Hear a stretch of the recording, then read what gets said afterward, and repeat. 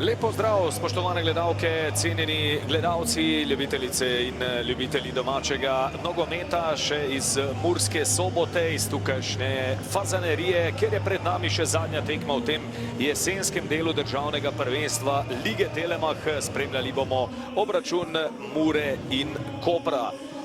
To je seveda hkrati tudi zadnja tekma v tem aktualnem 18. krogu državnega prvenstva. Tule vidimo prvega moža, bomo rekli, oziroma lastnika Mure, Đorđa Juča, ki si bo v družbi svoje soproge ogledal tole tekmo med Muro in Koprom. Mi pa si bomo najprej ogledali rezultate doslej odigranih tekem v tem 18. krogu. Včeraj že dve srečanji. Svoj čas seveda, kot ste lahko slišali, že v najavi tudi trener Mure, ampak ducat let je že minilo od tega, odkar je vodil Muro, ki zdaj vodi.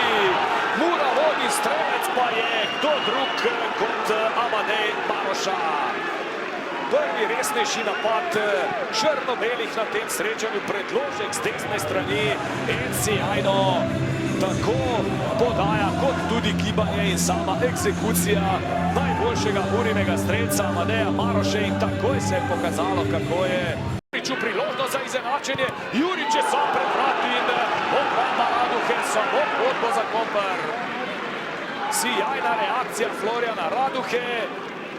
Na gostovanjih Koper se lahko pohvali že s 5 zmagami na tujem. Banec, a zdaj Proleta. In pa dvojna podaja, Vrbanec, Proleta, priložnost za Muro. Tule odbija Jurka. Metodu Jurharju, El Mansuri. To je zdaj tisto, kar Koprčani počno dobro, ampak Vrbanec je tule pametno tudi malce povlekel za majico El Mansurija in ga zaustavil v tem prvem nevarnejšem pohodu proti vratom. Priložnost za Jurića, ali je bilo tule vse čisto, ko kaže, da izenačenje v Murski Soboti. Sjajna podaja Denisa Popoviča, tokrat v prostor Deniju Juriću, 1 proti 1, ampak malce bomo seveda še počakali, ali je bilo tule vse čisto.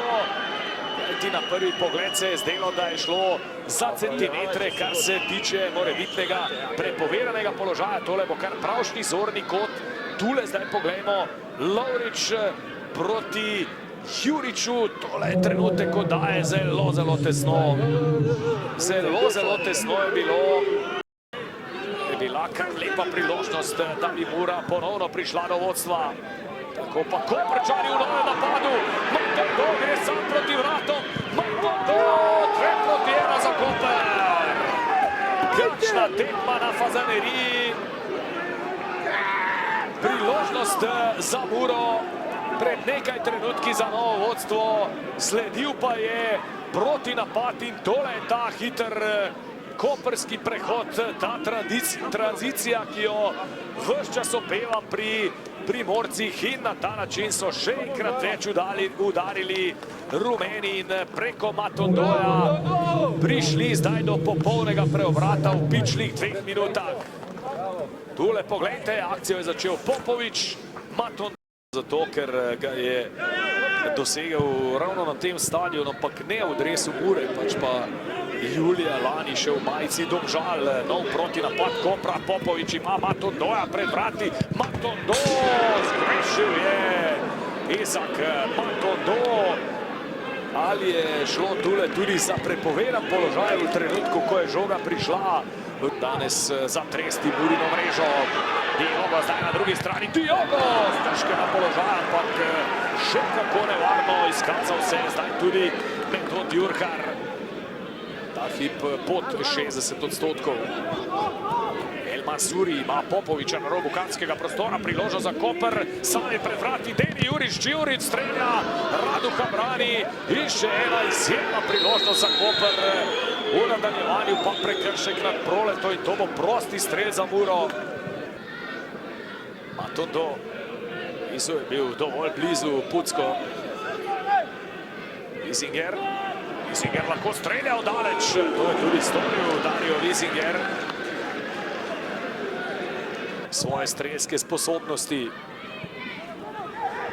Po 2 osvežitvi zdaj v kratkem na vsaki strani. Trippi, dobro je tule zavrtinčil žogo, Maša prečka! In ostaja 2-1 za Koper. Sčime elegantno, Popovič, vse več prostora se ponuja Kopru iz proti napadov, ko mora Mura seveda vse moči preusmeriti v napad. Jurič do priložnosti, Raduha še enkrat na pravem mestu, potem pa Jurič v polno in Koper vodi s 3-1. Ali to pomeni, da je tekma v Murski Soboti odločena? Tudi starejši od bratov Jurič zdaj v polno. Tomi, opeval sem že njegove realizatorske sposobnosti, njegov 3. gol v našem prvenstvu. Pa čeprav je na igrišču preživel manj kot 150 minut. V nadaljevanju potem Koprčani nekako popustijo. Ni celo tako, da so ostali brez Evrope na koncu. Možno za Trippija morda. Diogo. Trippi. Še enkrat Trippi. Mimo vrate šla žoga. Ampak to bo kot za Muro.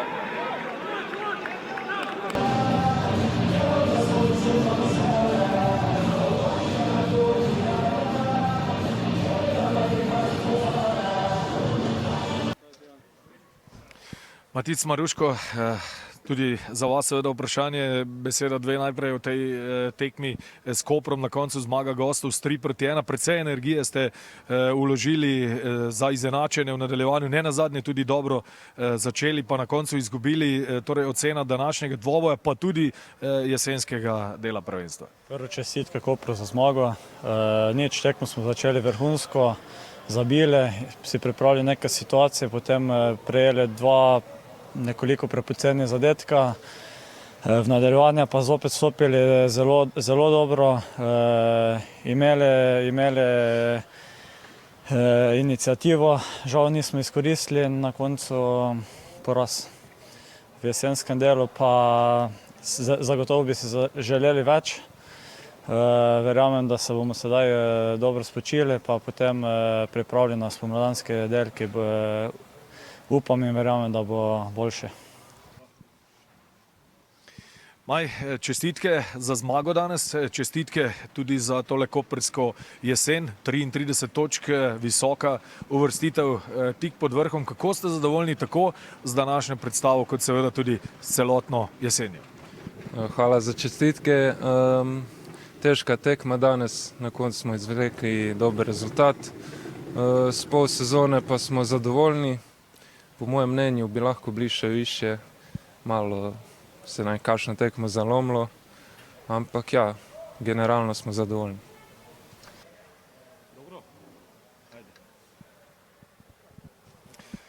Oliver Bogatinov, čestitke za zmago. Najprej beseda dve o tem zadnjem obračunu jesenskega dela, ki ste ga tu v Murski Soboti dobili s 3-1 in seveda kako ste zadovoljni tudi s celotnim tem jesenskim obdobjem, ki ga skupaj z Mariborom s 33 točkami zaključujete na visokem 2. oziroma 3. mestu.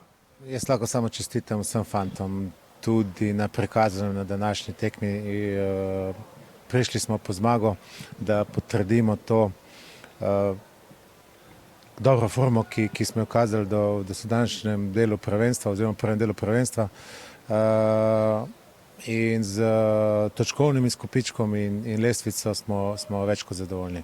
Je pa res, da naš cilj je Evropa in tu smo, mislim, da tu je kar 5 ekip dokaj blizu. Oskar Drobne, zadnja tekma jeseni, poraz proti Kopru s 3-1. Ocena tega današnjega dvoboja najprej. Absolutno nesrečen poraz, dobro smo odprli tekmo, povedali. Pri vseh rezultatih smo imeli zicer. Enostavno nam je zopet ta športna sreča obrnila hrbet. Moram igralce pohvaliti za pristop, za dano in tako sem že omenil, nesrečen poraz, drugi polčas smo jih držali skozi na polovici, naredili pač 2-3 individualne napake, ki se na polčasu naredijo, ampak nas je vse te malce večje napake so nas danes kaznovale in nažalost smo izgubili.